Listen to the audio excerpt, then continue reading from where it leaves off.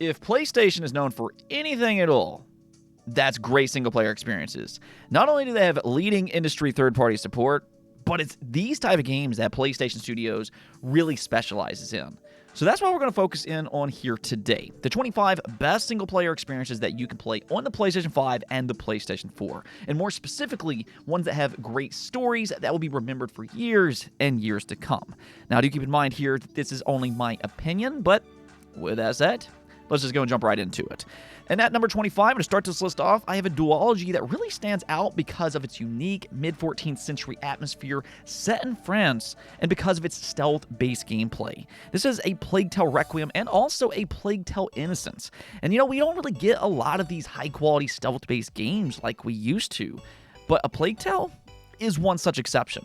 You play as two vulnerable children that are just trying to survive in his rat-infested world. So you don't play as some kind of super soldier or anything like that, but instead you have to be crafty, and that really fits well into its just gloomy story, and I think that's where these games really pull you in. They have exceptional stories that are all about family and survival, and I also have to really applaud the voice actors and actresses, because they really do sell the experience perfectly. Number 24, Death Stranding. Now, Hideo Kojima is kind of known for his, I'll say, bizarre storytelling, and he goes just buck wild in Death Stranding. It can almost be described as an extreme walking simulator, where you play as a futuristic mailman who has to deliver items in one of the most harsh environments that you can possibly think of. In fact, he actually throws completely new environment hazards that doesn't even exist in reality.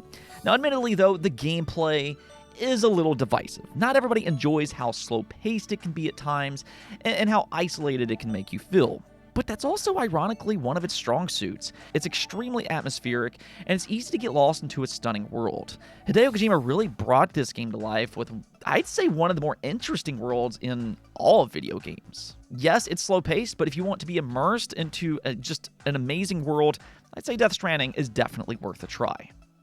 Number 23, Psychonauts. Now, you don't typically think about 3D platformers when you talk about good story-driven games. But then there's Psychonauts 2, and this is a very special series. I mean, it has everything that you would want in a good 3D collectathon platformer. And the level design is honestly brilliant. These are super creative games, but on top of it's just excellent gameplay. They also legitimately have a good story. They have quirky, memorable characters, and it might come off as a little bit goofy at times, but there's actually layers to its storytelling. As a Psychonaut, what you attempt to do is that you have to dive into people's minds, and as you do that, you kind of see the world through their eyes. You might see their fears, their anxieties, and their hopes and dreams. It can surprisingly be deep at times, albeit it's subtle in its approach. Number 22, Kingdom Hearts. Okay, so Kingdom Hearts admittedly is a very strange series to recommend to new players because the way I like to always describe them is that they're magical experiences, albeit convoluted.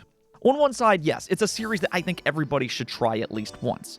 But as a fan, I'm also painfully aware that it's an intimidating series because Square Enix did themselves absolutely no favor at all by having like 16 games where every game is somehow important to its overarching story.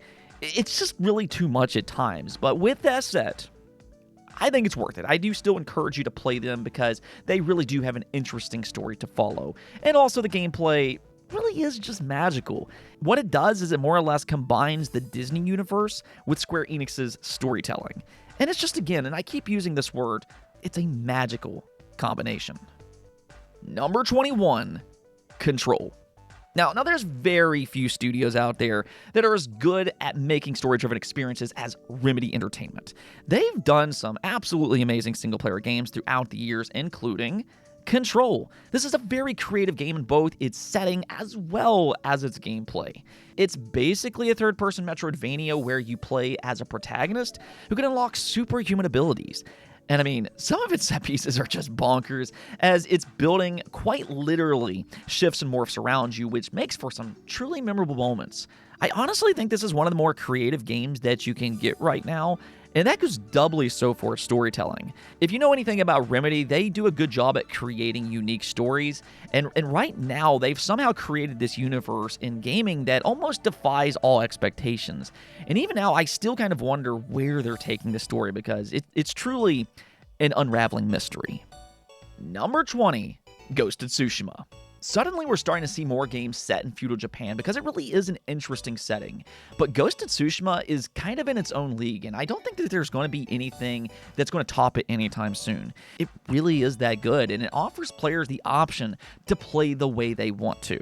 Do you want to be a true honorable samurai and just go face to face with your enemy? Or are you instead going to go into a more stealthy approach? This element ties directly into how its story plays out, and that's something about Ghost of Tsushima. It really feels like they crafted a world and a story that lives through its gameplay. I can't really think of a lot of games that has done that, or at least as good as Ghost of Tsushima. It's got just such a beautiful open world, and I think it's probably one of the better ones out there.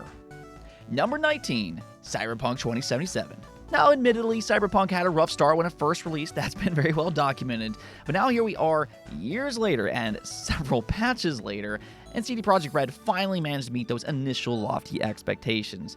They fixed it up, and honestly, it's really now among one of the better games available. It's got one of the best open worlds with its futuristic setting. It's got cool and creative gameplay where you can build out your character with all kinds of different cybernetics, and it's got a really interesting story about a character that becomes a mercenary in a gang-ridden futuristic city.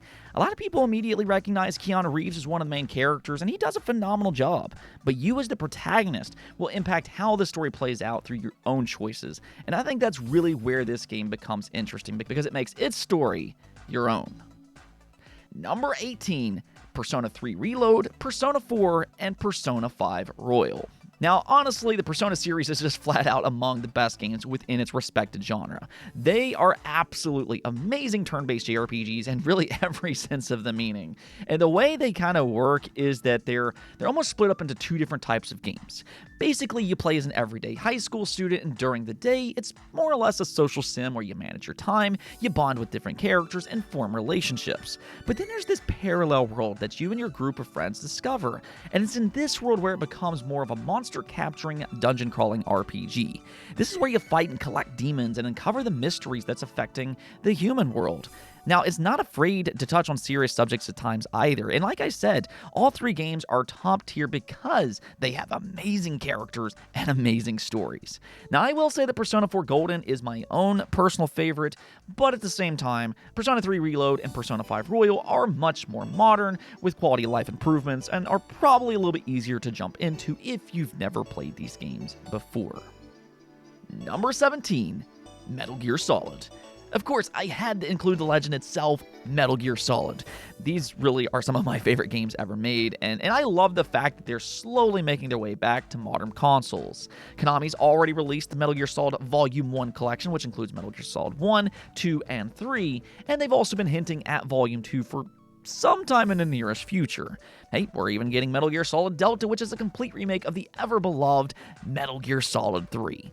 So if for whatever reason you've never played these games before, this really is the franchise that set the bar for stealth espionage gameplay and also for storytelling. Hideo Kojima will forever be cemented in gaming history thanks to this very franchise that blew people away for not only its captivating story, but also for their innovative gameplay. Number 16, Mass Effect Legendary Edition. Now, when you hear about some of the best trilogies of all time, Mass Effect is always going to be near the top of that list, and for a very, very good reason. Mass Effect is among the better sci-fi experiences in, I'd say, all media, not just for gaming, but truthfully, all media. It really brings its universe to life with memorable characters and just a fantastic story that takes place over 3 different games. Now, these are third-person shooter RPGs, and admittedly, the original Mass Effect 1 is a little bit clunky at times, but they did improve it in the Legendary Edition. Now, as for its story specifically, though, this is really where Mass Effect shines as you choose how its story plays out, and your save files transfers across the entire trilogy. And while yes, okay, you might have stumbled a little bit in Mass Effect 3, if you know, you know, but I still think the overall journey is an unforgettable experience. Number 15, Horizon Zero Dawn and Horizon Forbidden West. Now, Horizon, in my opinion, has one of the best settings in really all of gaming. It's got this unique world that combines a prehistoric setting with futuristic elements, and it really comes to life through its just stunning visuals. I mean, graphically, I don't think there's many games out there that can go toe-to-toe with the Horizon series. Guerrilla Games is just on their own level when it comes to graphical prowess. It's just kind of like, wow, how did they manage to make these games look this good? It's not just the visuals, though.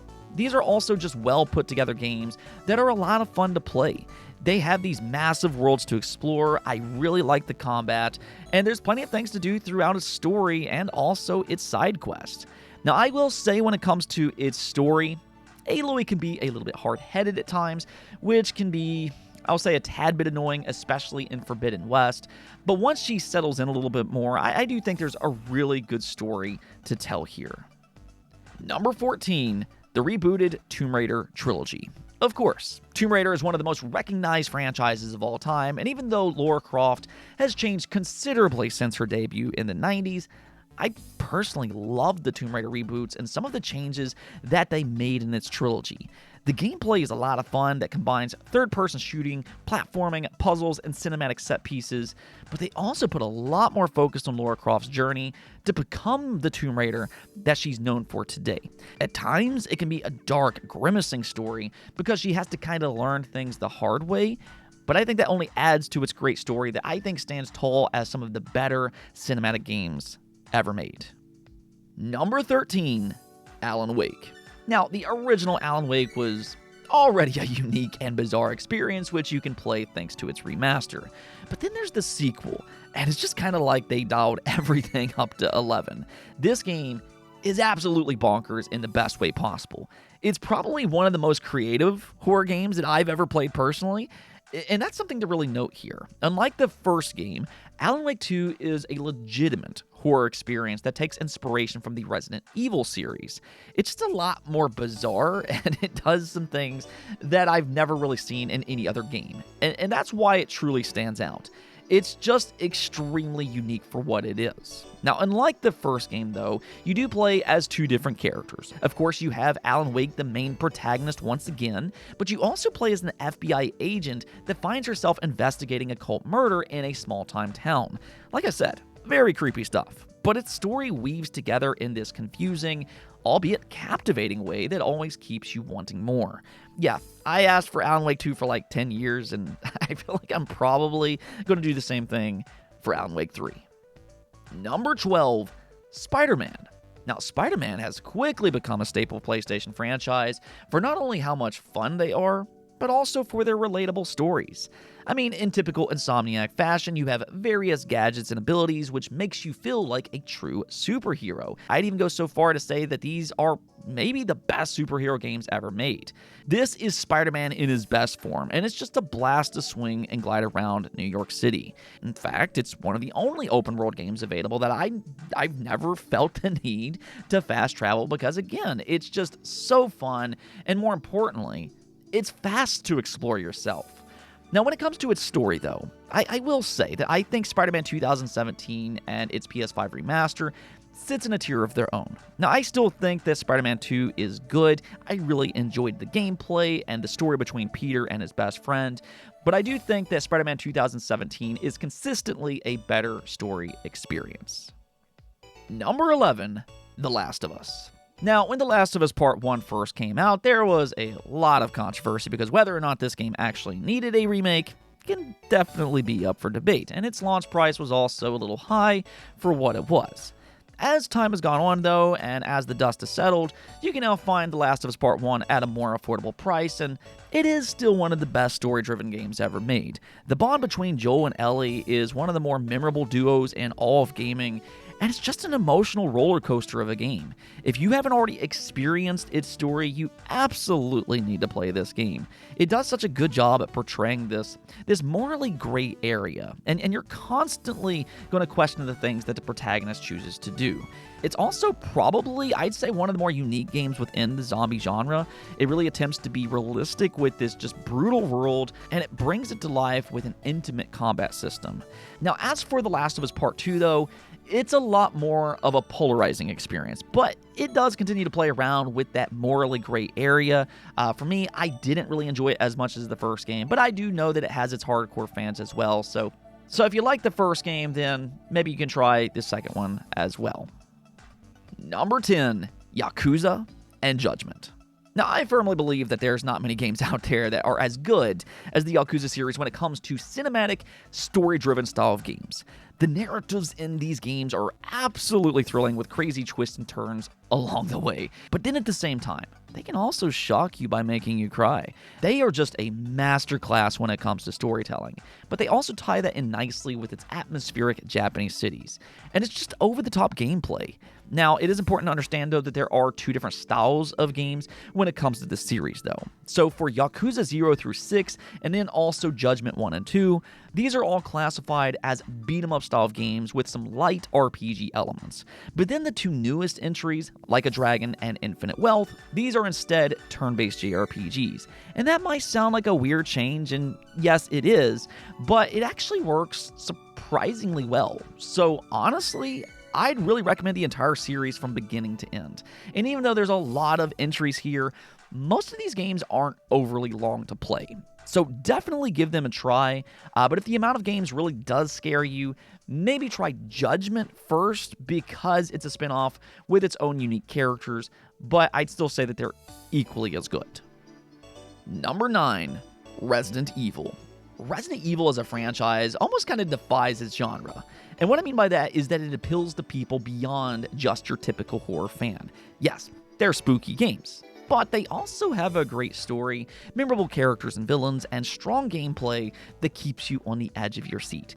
And I can say that about pretty much all of the mainline games, except for maybe Resident Evil 6. Now, my personal favorites are Resident Evil 2 and Resident Evil 4. I mean, the remakes are beyond a masterclass for gaming, and these are just prime examples of how remakes should be. They completely bring the already amazing classic games to a modern era with spectacular visuals and major improvements that completely improves on how they play. I really can't praise Capcom enough for how good of a job they've done at bringing back these classic Resident Evil games. But I also have to say that the newer entries, being Resident Evil 7 and Village, they're just as exceptional. Now, they were instead designed to be first-person experiences, which might be a big change for the series, but it still works really well, and you can maybe even argue that it makes them more immersive to some extent.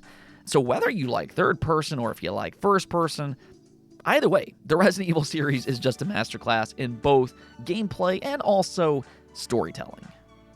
Number 8, Final Fantasy XVI. Now, Final Fantasy XVI really resonated with me in such a profound way. Like, I understand that it's more of an action experience than what Final Fantasy fans are typically used to seeing. The term RPG might be a little loose when it comes to 16, and because of that, it can be a little bit more polarizing within the Final Fantasy community. But coming from someone who has played the majority of Final Fantasy games, first off, I know that a lot of games in the series can be polarizing, and I still do think that it's incredibly fun, and I just really love its characters, its world, its story, and the direction that they took with its more mature approach. I mean, by the time I reached the end credits, I was honestly blown away, and I really couldn't stop thinking about it. So I'll just kind of say this. Final Fantasy as a series has always changed game from game, and I don't think that there's a wrong answer for what's the best entry because I think they're all good in their own way. And in this case, I think 16 fits right in the aspect that it's another high-quality experience. Number 7, Baldur's Gate 3. Now, Baldur's Gate 3 and its just top-tier quality absolutely shocked gamers when it first released, and I think especially over on console because it has much more of a history on the PC side of things. But I'm telling you right now, if you give Baldur's Gate 3 a shot, you might find yourself pleasantly surprised. It's currently viewed as one of the greatest RPGs ever made, and for a very, very good reason. Its turn-based combat is excellent, it's got an expansive world, it's got memorable characters, it's got a captivating story, there's a ton, and I mean an absolute ton of player choice, its visuals look great, and I can just kind of go on and on and on about all of the different great things that it does. I mean, even if you like the option to have relationships in your games, well, I mean, they got plenty of that as well. So much so that some of it might actually surprise you a little bit. If you know, you know. But Baldur's Gate 3, in a lot of ways, just really feels like it has everything imaginable that you need for a great RPG experience. Number 6, Nier Automata and Nier Replicant. I mean, if you want to talk about a masterpiece, then we have to talk about Nier.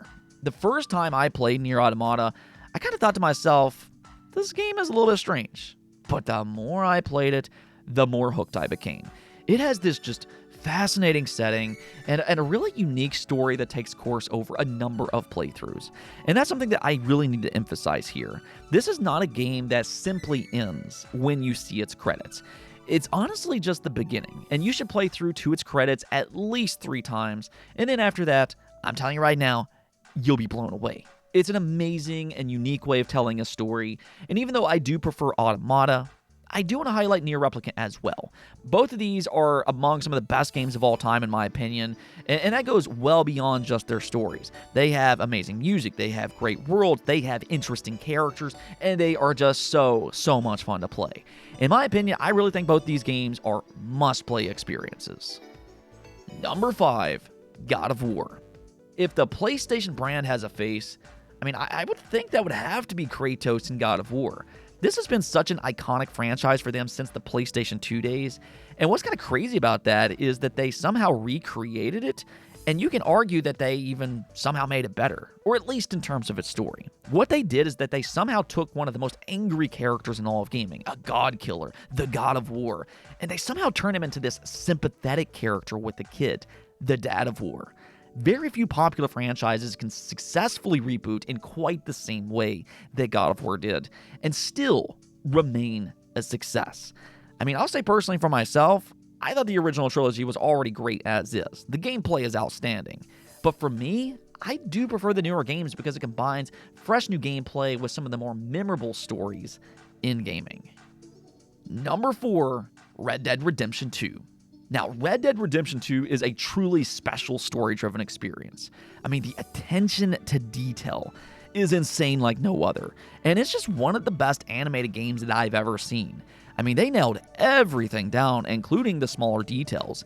Even your character, his hair and his beard, will grow out over time, and that might sound like a small thing, but it's these small things that transport you into its world, and it just makes for an immersive experience. I mean, you do play as a cowboy in an old-time gang, so, you don't necessarily play as a good person per se, but the story turns out to be amazing the further you get into it, and the entire cast of characters are phenomenally well written and also well portrayed.